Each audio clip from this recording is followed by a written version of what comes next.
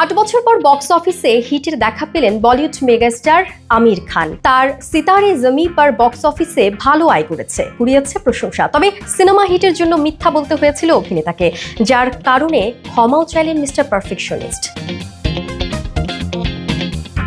সদ্যই ইউটিউবে মুক্তি পেয়েছে সিতারে জমি পর, কিন্তু এর আগে সিনেমাটি মুক্তির সময় আমির জানিয়েছিলেন এটি ইউটিউবে মুক্তি পাবে না। এবার আমির জানালেন এই মিথ্যে কথা তিনি জোর করে বলেছেন।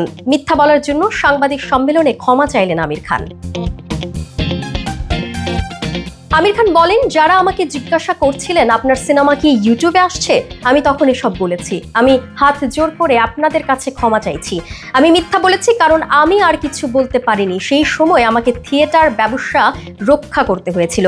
আমি সিনেমা দিয়ে শুরু করেছিলাম এবং আমি সিনেমা থিয়েটারের প্রতি খুব অনুগত।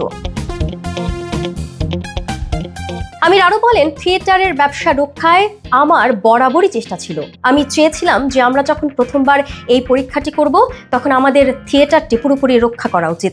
তাই দুজন এই প্রশ্নটি যখন জিজ্ঞাসা করেছিল আমি বলেছিলাম হ্যাঁ, আমি ইউটিউবে আসছি না।